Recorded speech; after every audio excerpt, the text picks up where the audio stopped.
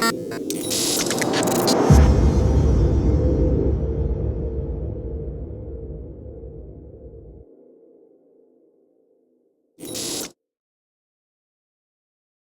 everybody, this is FIDE Master Levi Rozman recording my first ever, but hopefully first of many, DVDs for ChessLessons.com.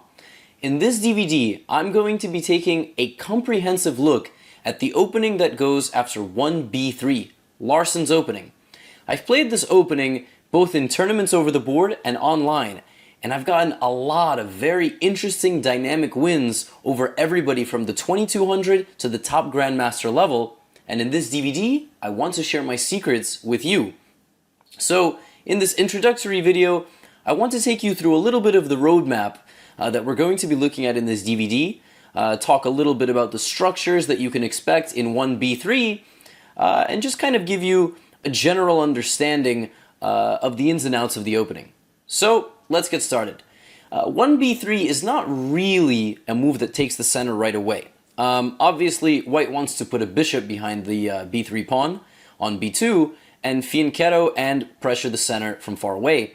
So on the first move, black really has the option of pushing the d pawn, the c pawn, or the e pawn, or not pushing a pawn at all, but really taking control of the center if he or she pleases. So positions that can happen after d5, e5, they will all be explored in the DVD. Actually, the very first chapter is dedicated to e5, bishop b2, knight c6, e3, d5. So the very first chapter of the DVD is dedicated to these positions because they only arise in this move order. There is no other way black can plant those two pawns in the center of the board because white plays so dynamically. Against e5 and d5, I'm recommending that we play bishop b5, pinning the knight on c6 and putting pressure on the pawn on e5. In general, a lot of these positions are sharp, they require some memorization, but after you go through the flow of a couple of complete games, you start to get an understanding. So, Chapter 1 is dedicated to d5 and e5. Chapter 2 is dedicated more to d5 and c5, however. So, in Chapter 2, you can expect two other central pawns, d5, bishop b2, c5, e3, knight c6.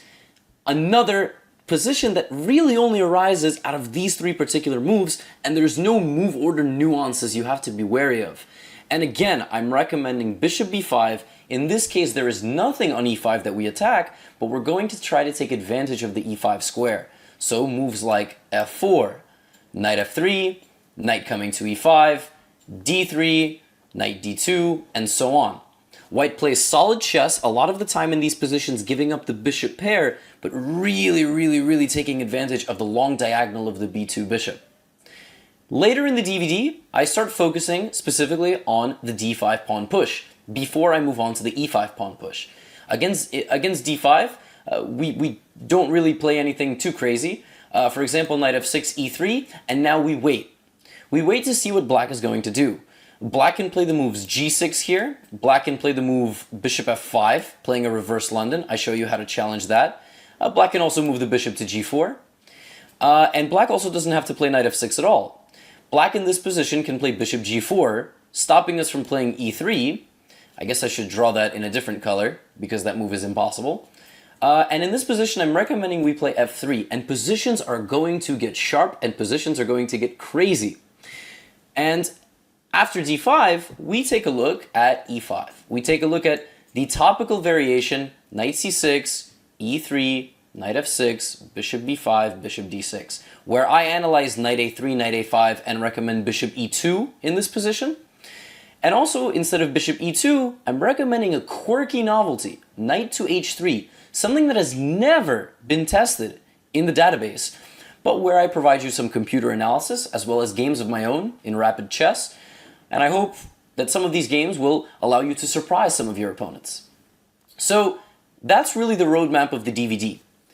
As far as how to study this DVD and how to look at the corresponding PGNs associated with it, b3 is not the Najdorf. b3 is not some theoretical battleground. When you play the move pawn to b3 on move 1, you will be surprising your opponents. You are obtaining an advantage of spontaneity, you're obtaining an advantage of comfortability. You are going to get positions that only you are familiar with and not your opponents. You will know the nuances. You will know exactly when on move 4 or 5 they do something that's quite inaccurate, because you will have studied these positions and they will not have necessarily. That's really the idea of b3. I have not won b3 through 35 move theoretical battles where my computer saw something that had not previously been explored. No. b3 is original. It allows you to be creative. It allows you to play attacking chess and occasionally pull the gear back and play positional chess. And because of that, it's fluid, it's flexible, and it's dynamic. And really, it's a lot of fun. So I hope you enjoy this B3 DVD. I'm combining words there. I hope you enjoy this B3 DVD, and I hope you get a lot out of it. I really do. I hope that these positions are fresh, that you've never explored them, and that they expand your knowledge of this beautiful game we love called chess. Thank you, and let's move on to Chapter 1.